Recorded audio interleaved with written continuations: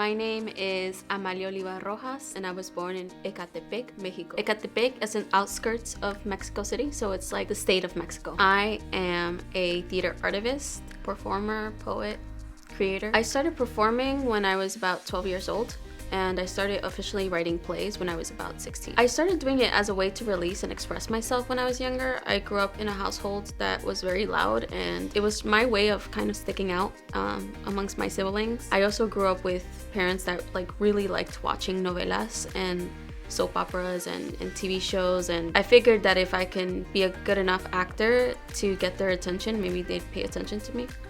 This got dark. It got real in a nice way. Yeah. In a nice way. When I think back to being young and when I first wrote my first poem, because I predominantly am a poet, I don't necessarily think something happened that I was like, I need to respond to it.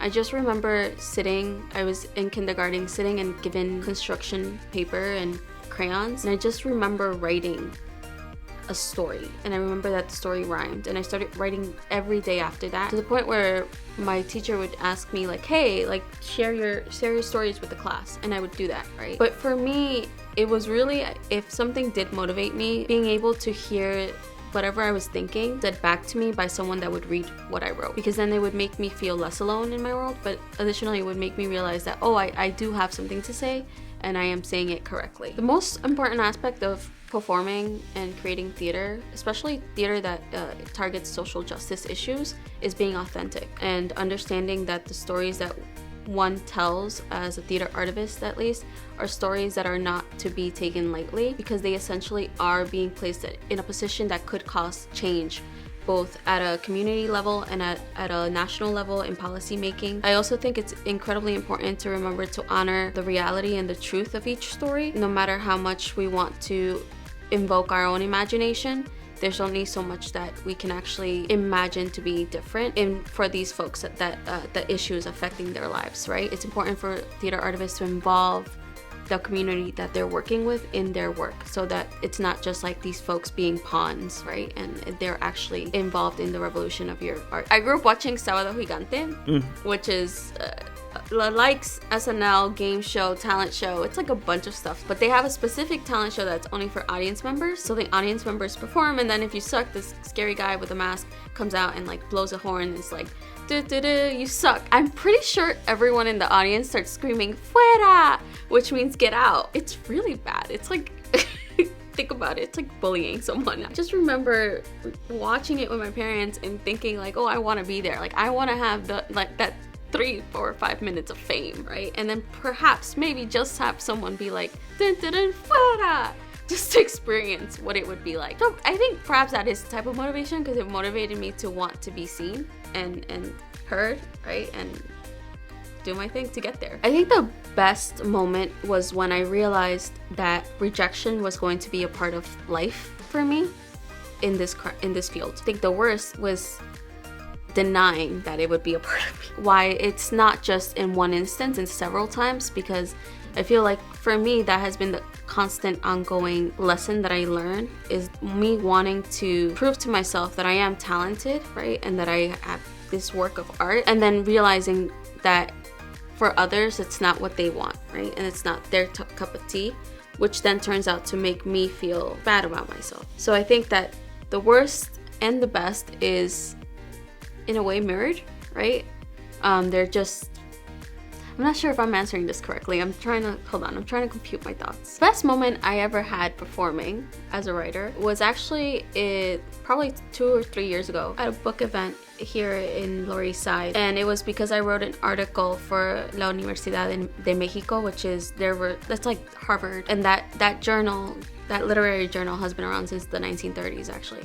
It's very historical in Mexico. My parents migrated from Mexico here. Being part of the undocumented community has always been about being seen and just making sure that your story is archived. And to be part of this journal where I shared my family's story from Mexico here, while also sharing my story as a writer, and then having my mom be part of the releasing of that event, was the best moment of my career so far, because it really made me realize that she She risked her life to bring me here, and I was finally able to be like, hey, you left home, but we will always be remembered at home. Like, that journal lives in an archive of journals in Mexico now. And it's 2022 and it has many more years to grow. And so it's nice to know that I'm part of my country's history in that way. I think that the worst moment I've ever had as an artist is this one time that I burned a play that I did not like. It was, for me, it was really me saying like, I'm never gonna write again, so I'm gonna burn it. It was then when I realized that I could have burned the play, but the story still lived on inside me, whether I liked it or not. It was also a lesson to me that not every play is a good play, and not every play is meant to be read.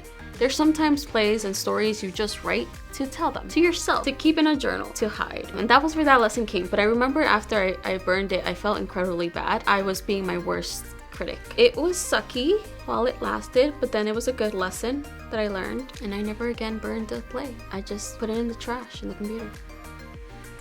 As a artist that has many mediums that I use, writing, forming, visual art, as well as spoken word, I see the world or any space that I walk in as just a new page. So what I mean by that is, standing here, even being in this room, there's already been so many thoughts in my mind of like how many stories this room has to tell. And I always think about it when I go in any room or any space or in the train, or if I'm walking down, like, what happened here?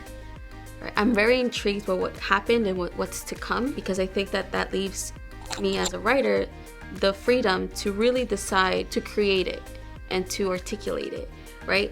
But also to understand the beauty of history in spaces and in the world. And I don't know, if I can see this world now and think of all the possibilities and all the stories, it encourages me to understand that I can see a world where a lot of things that are messed up in this world change, right? And I propose a new world.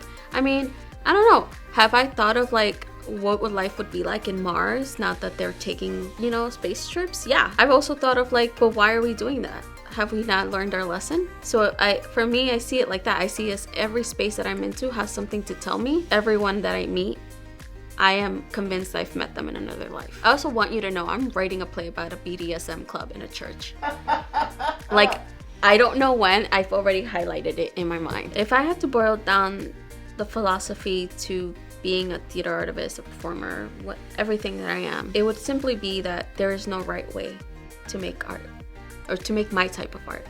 There is no right or wrong. There is just doing it. I really have leaned into not really believing in structure or rules by which a lot of art spaces have given to like give awards and criticism and stuff like that. I believe that if I stick to them and I remember them all the time, then my art becomes much more rigid and much more like product. My best art has been art that has come from inside me, and that I've decided to very, very strongly stand by not incorporating anything that might be mainstream or might be like expected of a piece of work, right? So recently, with working with audience members in my pieces, which is not something I've usually done, so I'm really interested now in implicating that, holding audience members accountable for what happens on stage, sharing with them, making them laugh, but also making them cry and cringe. And a part of me, when I started doing that, was really nervous, because I was like, I've never done this. Is this gonna work? What if people look at it and they're like, that's not gonna work, people are not gonna want to participate, especially with COVID, right? Like, I chose a great time to involve audience members. Like,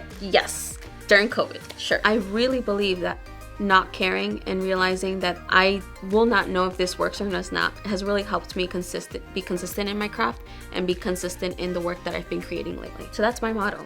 There is no right or wrong. Hi, this is Amalia Oliva Rojas. Thank you for watching Dreambird.